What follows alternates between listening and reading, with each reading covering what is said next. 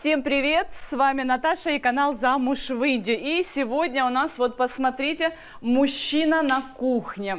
Когда Парам что-то готовит, это значит, что на обед сегодня нас ждет что-то, ну, я не могу сказать очень вкусное, но точно необычное. Что-то необычное. Парам, поздоровайся со зрителями. Привет! Парам, расскажи нашим зрителям, что ты сейчас готовишь. Сегодня суп, пая-суп. Пая-суп. Пая-суп. Yes, legs. Весьма оригинальный суп сегодня будет у нас на обед из копытца козы. Парам говорит, что это очень-очень полезный. So, Да. before you eat, Yes. ты раньше ел этот суп? Many times I eat. This is good for joint, bones. Суп богат коллагеном и, соответственно, очень полезен для волос, для костей, для кожи. Омолаживающий. Коллаген сейчас во все кладут. Очень такое модное слово Very simple сейчас, да. А на самом деле достаточно есть суп из копыт, и будешь красивая и здоровая. Вы бы видели, я не успела заснять на видео, какой Парам сегодня с рынка прибежал счастливый, знаете, как будто бы он с какой-то находкой. Ну, для него это действительно как находка. Гарам Значит, масала. смотрите, он уже отправил подсолнечное масло, гарам масала. Он отправляет чесночок, но посмотрите, как много чесночок и имбирь. И вот это вот он все немножечко сейчас прожарит. Ginger garlic. Да, very good smell. Чей рецепт, Парам? Whose recipe? Мамин рецепт. Мама своего сыночка растила, чтобы он здоровенький был, с крепкими костями. И кормила вот таким вот супом. Кто готовит такое? Ну, мы, честно говоря, в семье такое не готовим. Конечно, холодец, да, это тоже желатин, коллаген, но вот именно вот такие вот супы мы дома не готовили. Поэтому я как бы даже немножко удивилась. Так, это Парам добавляет yellow powder. And salt. Что это? Куркума. Kurkuma. Соль.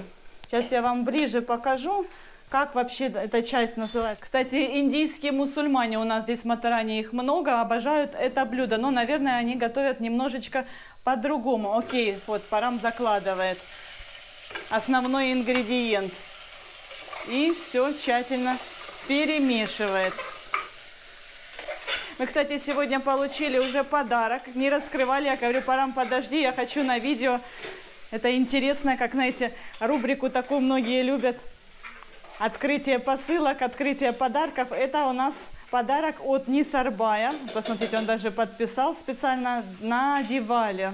Дивали еще не наступил, но уже начинают дарить подарки. Так что мы сейчас вместе с вами откроем. И, кстати, да, что я показываю, потому что Нисарбай это мусульманин. И, видите, вот он тоже сделал своему другу-индуисту подарок. Значит, помните его, мы гуляли на свадьбе его дочери не так давно. Это давний друг и даже какое-то время был бизнес-партнером. Ну что там?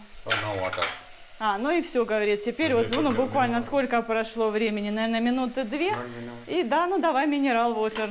Говорит, какую воду с-под крана или хорошую, вот, которую мы покупаем, питьевую. Я говорю, давай питьевую, чтобы действительно бульон был максимально полезным, очищенным. Вот, и готовим суп мы в такой вот специальной кастрюльке, скороварке, ну, здесь называется кукер. У нас дома была скороварка, но мы ею особо никогда не пользовались.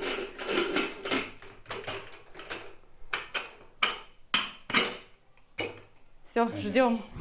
Ну что, будем снимать пробу. Посмотрите, какая красота получилась, какой густой бульон. Я, кстати, решила ограничиться только бульоном. Саму эту раточку пока пробовать не буду.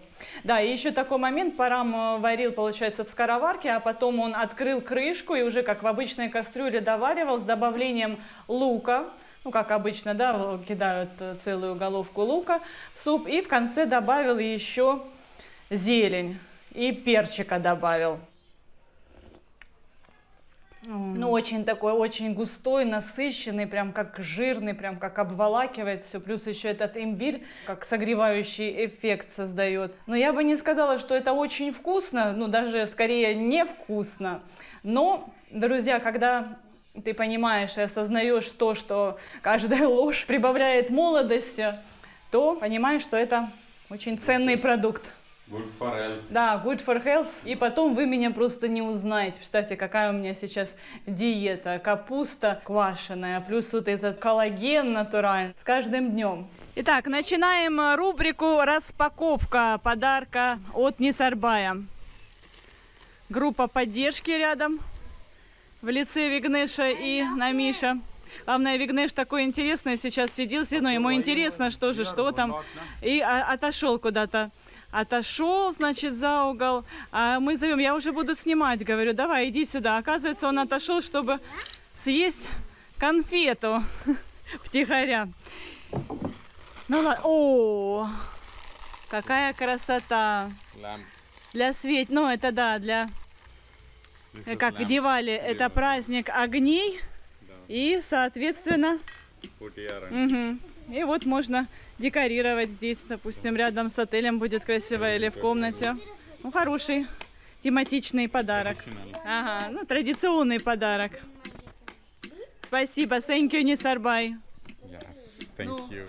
Итак, Нисарбай в честь наступающего Дивали подарил нам масляную лампаду, вот такую вот красивую, что символизирует достаток и позитивную энергию. Чаще всего на праздник Дивали индийцы одаривают друг друга сладостями. Ну, в принципе, можно дарить любые подарки, смотря кому. Вот. И совсем скоро мы, кстати, тоже поедем за подарками в город. Не все мы купили в прошлый раз. Слушайте, у нас сейчас не парабхаус, а секонд-хенд. Пока я снимала видео, мимо проходили вот эти вот люди. Значит, это молодая пара с ребенком. И сделали такое нам предложение. Обменять старую одежду на вот такие вот хозяйственные вещи. Тут тазики, какие-то ведерки. Ну, в принципе, все, что в хозяйстве может пригодиться. А я вам рассказывала недавно, да, что я перебирала свой шкаф, и много одежды оказалось такой, которую я носить, в принципе, не собираюсь. Что-то там, то, что Артур, из чего вырос. Артурка тоже. Вот, ну, видите, довольно-таки много одежды. И вот сейчас мы будем обмениваться. Я еще не знаю, сейчас я у Парама спрошу, пока я вам рассказывала, они уже о чем-то... А, вот что, как они, значит, насколько они оценили товар. So what they can give? This much only? А, говорит, только вот этот вот таз. Говорит, нет, 2 не дадим, только 1. А что они будут делать с этой одеждой, сейчас мы узнаем. Слушайте, я не знала вообще, что такое в Индии существует. Я думала, ну повезем, как обычно мы там отвозили. Говорит, у вас нет джинсов, самое ценное это джинсы. Вот Парам показывает вот это вот. Ну, у меня действительно там из Манго есть, H&M, такая вот действительно одежда ценная. Они говорят, ну, нет, говорит, джинс нет, джинсы это самое, то, что их интересует.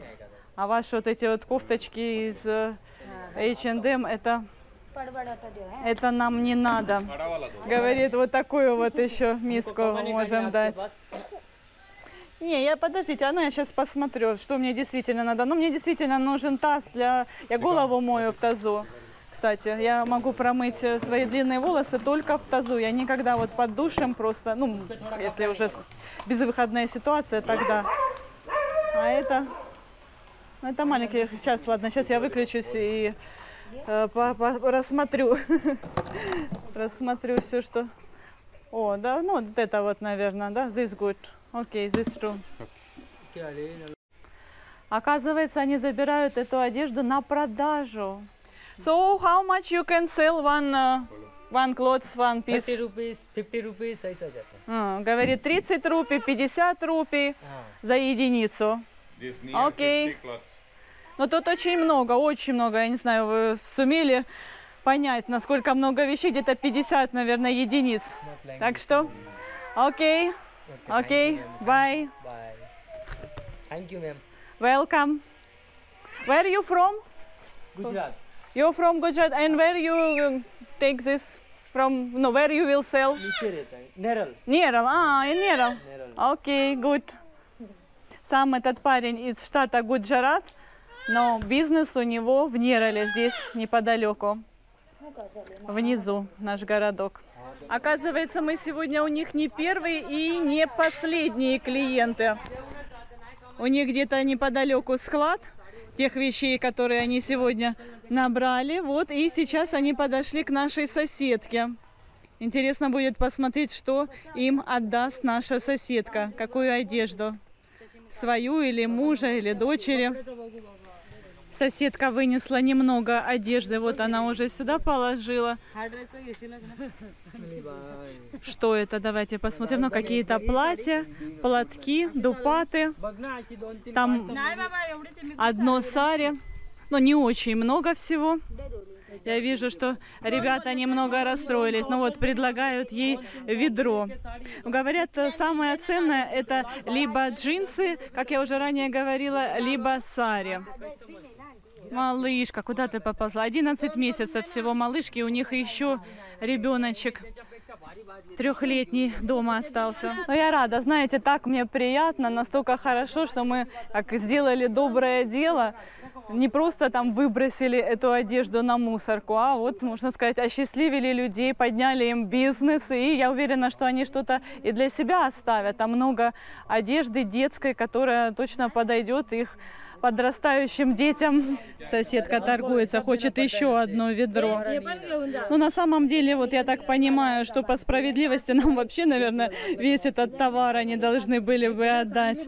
Но, ну как, не хочется. Оно нам так прямо сильно не надо.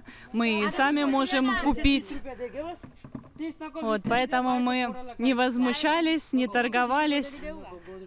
Ну, в принципе, я и довольна, что отхватила вот такой вот ценой, отхватила тазик, в котором я буду мыть голову и вспоминать этих людей. Ой, посмотрите, она забрала обратно одежду. Расстроилась, обиделась, что ей дали всего одно ведерко. Считает, что это нечестно. Вот, уходит, а сейчас они ее позовут, скорее всего. Но она, наверное, на это и рассчитывает, что они сейчас передумают и отдадут ей еще одно ведро и заберут ту одежду. Ого, сколько! Вы только посмотрите. Оказывается, я разузнала, они приезжают сюда примерно раз в 2 недели. И вот все практически жители нашего Матарана осуществляют такой вот выгодный обмен. Тяжеленные тюки. Как они это все повезут, понесут в Нерал? How they going, bus or такси? Такси, на такси поедут вниз. Ну что, thank you, welcome. Я очень-очень рада, довольная. Я так люблю, когда удается дать вторую жизнь вещам, тем более довольно-таки неплохим ценам. Я вам уже рассказывала, я сама очень положительно отношусь к секондам. Часто была клиентом многих секонд-хендов города Харькова. Мне даже недавно YouTube предложил шотс, причем сам, я не искала, но он как-то распознает наши вкусы, наши мысли. Так вот, предложил шотс про секонд-хенд. Там девушка Алиса часами ходит по секонд-хендам, выбирает одежду дорогую, винтажную, там брендовую, и потом перепродает задорого. Вот, и потом еще, ну, я на нее подписалась, потом мне еще других девочек стал предлагать YouTube, что, оказывается, это очень даже прибыльное дело. Там другая девушка там квартиру себе дорогую купила, я так поняла, именно с помощью этого заработка.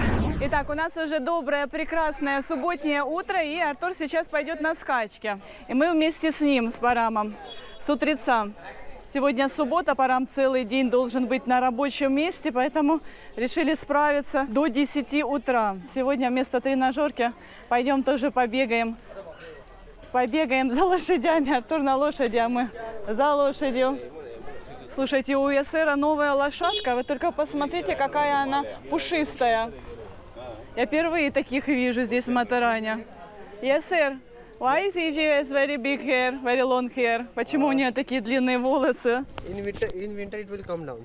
А, говорит, это зимой. Very hairy. К зиме готовится, что ли? Я впервые такое слышу. Здесь зимы такие теплые. Мне кажется, что не обязательно обрастать шерстью. И так бы не замерзла. Ты такая красивая лошадка, новая. Предыдущую он продал. What's name? Horse? Патан? Okay. Патан. Патан и Алекс. Все? Приятно познакомиться. He knows all. He ours all life. Окей. Вот этот вот мужчина остановил Парама, говорит: о, говорит, я вижу, твой сын очень хорошо сидит в седле. У него хорошие, как бы, перспективы. Угу. Привет! Привет, красавицы! Привет! Привет! Парам говорит, может быть, нам надо было отдать вот этим людям одежду. Но я считаю, что они бы повыбрасывали. Они не разбираются в моде. Они бы не оценили мои бренды. Пошли бы на тряпочки. Пол бы вытирали бы моими кофточками с H&M. А так, на базарчике, я думаю, та парочка продаст людям, которые действительно в этом что-то понимают. И еще и заработают денег. Так что я считаю, что мы все правильно сделали. So, Param, who will buy second clothes in India? Какая категория людей покупает такую одежду? Second class, when young generation, poor middle class family, some children go to college, no? They don't have money like these people. Like Ну, говорит, в основном студентки. Студентки, у которых не очень из богатых семей, они хотят модно одеваться, но на это денег нет, чтобы покупать в магазинах. И они вот совершают покупки в секонд-хендах. Так что, друзья, уже совсем скоро студенты из Нирала будут ходить такими же модными, стильными, как мы с Парамом. Ну, я шучу. Ну, мы, конечно, стараемся идти в ногу со временем, но я немножечко преувеличиваю. Вот, ну и раз уже завели эту тему по поводу бэушной мебели, еще хочу сказать пару слов. Это просто какой-то трэш. Мы настолько серьезно вляпались. Этот шифонер, который мы купили, я его просто ненавижу. И вот когда я делала уборку, сказала Параму, чтобы он в своем шкафчике сам убрал, там, где у него сложены документы, чтобы он все перебрал, там лишнее, я ж в этом не разбираюсь, и помыл его. И вот когда он мыл этот шкафчик, он у него развалился. Ну, поняли, выдвижной, так, ну, я показывала, какого плана, там их много. И он у него развалился, Парам, значит, пригласил опять этого мастера. Мастер стал ремонтировать, и что-то у него не получается. И он, знаете, вот так вот ухмыльнулся. Я уже видела раньше эту ухмылку, когда мы приглашали мастера ремонтировать холодильник, который у нас до этого был, который нужно самой было размораживать. Вот. И так же, как и тот предыдущий мастер, этот сказал, мол, а может быть, вам уже пора новый купить, говорит. Вот это вот я сейчас, если и получится у меня отремонтировать, то это ненадолго. Оно все равно все ломается, все уже пришло в негодность. И, в общем, Парам в тот момент, как психанул, говорит, все, говорит, Наташа, собираемся, едем в Нирал, покупаем новый шкаф. Ну, а я так не могу, знаете, у меня, ну, тоже как... Я сама, да, знаете, иногда могу психануть, но все-таки моя рациональная черта преобладает над этим спонтанством. Вот, и я говорю Парам, ну, хорошо, конечно, я очень рада, но я действительно обрадовалась, но говорю, ну, вот сегодня там у Артура вечером это оплаченное занятие, и там еще какие-то у меня дела, уже планы были. Говорю, давай вот по-нормальному, там выходной день соберемся. Я еще такая, что мне надо почитать, я должна узнать, какую мебель здесь, если уже покупать, да, так как бы серьезная покупка, надо быть информированной. Вот какая мебель там более подходящая, более практичная для этого климата. Ну, в общем, он такой, ну хорошо, хорошо. И потом же проходит несколько дней, и я уже говорю, ну что, вот, ну типа сегодня такой благоприятный день для поездки. Он такой, да нет, говорит, будем ждать, когда это этап строительства дойдет до сборки мебели, тогда вот и у нас все, говорит, так будет гораздо выгоднее, дешевле и лучше, и все они там будут как мы захотим делать. Ну, короче, вот так вот. Все, больше эту тему я поднимать не буду. Было, конечно, очень много разговоров дальше на эту тему, но пока так, пока ждем, когда наступит этот этап. Уже подходим к стадиону, Артур уже на месте, уже скачет вовсю, а мы только. Very little drink water. You walk. Hey. Ну, видите, Парам у меня все-таки заботливый муж и заботливый отец, но вот есть в нем такая черта.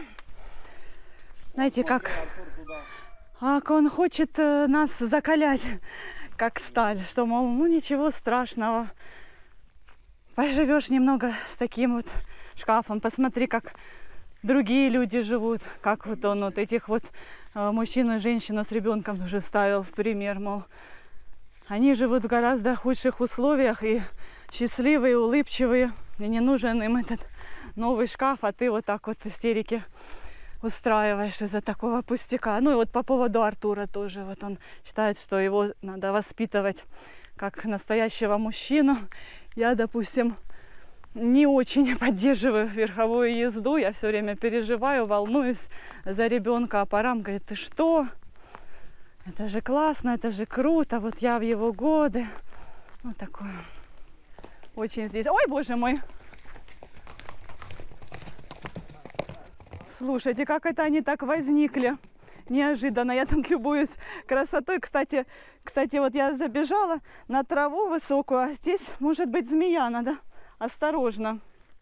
Артур в высоких сапогах. Ну, кстати, вот насчет Артура тоже я переживаю. Если змея вдруг укусит лошадь, то лошадь начнет скакать быстро. Ну, в общем, какие-то могут возникнуть проблемы. Ой, я много разных переживаний. Парам абсолютно спокоен. You not worried about Артур? Говорит, он должен быть сильным, он может быть... Ну, вообще, я же говорю, закаляет как сталь. Говорит, это очень важно для него.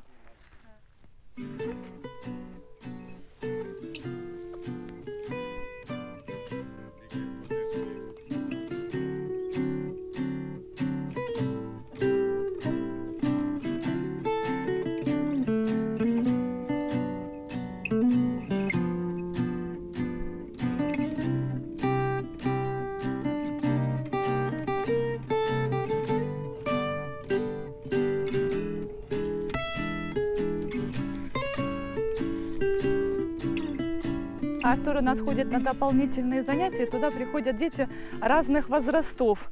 И вот примерно год назад мальчик постарше Артура стал к нему цепляться. Ну, что-то, я не знаю, может там по спине стучать. Вот, а я Артура учила еще давно, говорила, что, мол, если возникнет какой-то конфликт у тебя в классе там, или с ребятами, постарайся решить эту проблему дипломатическим способом. Ну, или если не поможет, тогда обязательно расскажи взрослому учителю. Вот. А Парам, когда Артур рассказал потом, что происходит у него на дополнительных занятиях, Парам сказал: Артур, говорит, никаких разговоров, говорит, не слушай ты маму. Если тебя кто-то ударил, говорит, тут же разворачиваешься и со всей дури бьешь в 5 раз сильнее, а то и 2 раза ударь. И все, говорит, таким образом ты отобьешь охоту у этого обидчика. Ну и, собственно, Артур послушался своего отца. Я сейчас вам просто об этом рассказываю, знаете, я не хочу ни с кем спорить, как правильно, как неправильно, просто как факт. Я не знаю, может быть, Парам и прав, может быть, мальчикам так только и надо поступать в данных ситуациях. Смотрите, какая красота. У них в классе ребята дружные, а вот на дополнительных занятиях бывает такое. Что вы, мои хорошие? Be careful. You see? Змеи могут быть. Давай. You must see. Your call. Very difficult. I must be strong, да? No. Come on. Постоянно пора мне устраивать челленджи. Мы вышли на середину стадиона. Есер позвонил Параму, говорит, они здесь хотят побегать. Вы слышите, какой звук? Стук копыт. Такое ощущение, как будто бы здесь пустота под землей. Я уже не первый раз это наблюдаю, даже просто когда ходишь. А вот когда лошадь ступает, то еще ярче это можно услышать, как барабан.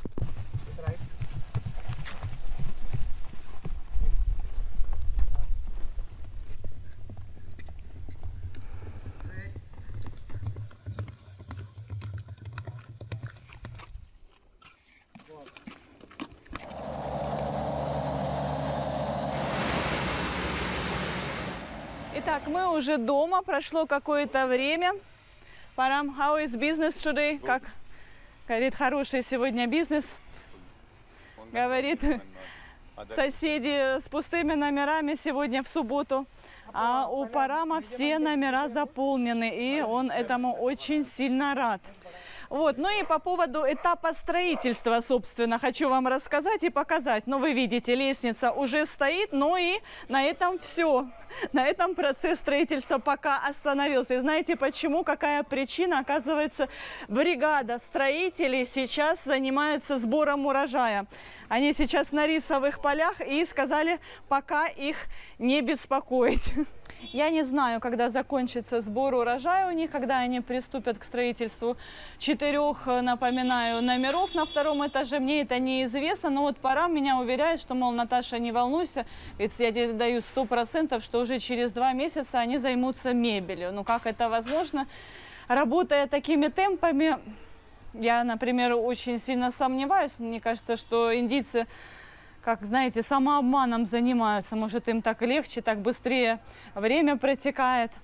Вот. Ну и раз мы уже завели тему строительства, у меня есть и новости по поводу нашей квартиры в Гоа. 2 дня назад к нам пришло уведомление о том, что нам пора платить, очередной взнос делать.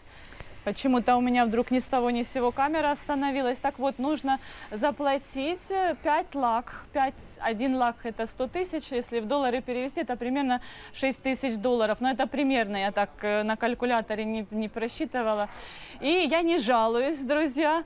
У нас эти деньги отложены. Естественно, мы знали, что этот момент придет. Вот. А наоборот, кто там за нас переживает, можете порадоваться. Это хороший знак. Это значит, что они там наконец-то зашевелились. Значит, они закончили очередной этап строительства. Скорее всего, ну как, пора мне сказать, что внутренние работы они закончили. Я уже сейчас итоги подвожу. Все будет, но позже. Процесс, как говорится, идет, но немножечко задерживается. И вот, собственно, чему меня и учит мой индийский муж, так это терпимости. Говорит Наташа, будь сильной и не распускай понапрасну нюни. Еще Пора мне всегда говорит, чтобы я была благодарна. Благодарна ему, благодарна Богу. Вот Парам всегда, когда молится, он в первую очередь благодарит Бога. И не за материальные там какие-то ценности, а за то, что он здоров, что его семья здорова, что у нас есть что поесть. Ну и это, как говорится, самое главное. А все остальное будет. Ну все, мои дорогие зрители, спасибо, что были с нами. Кстати, я сегодняшнее видео изначально планировала снимать абсолютно на другую тему, не касающуюся нашей семьи. Собиралась рассказать про Бавина, но вот, как видите, иногда какие-то события полностью могут повернуть ход моих мыслей и повлиять, скажем, на мое творчество. Ну все, друзья, значит, про Бавина уже в следующей серии буду рассказывать. Всех люблю, целую, обнимаю. До новых скорых встреч. Пока-пока. Подписывайтесь на наш канал, впереди вас ждет еще много всего интересного.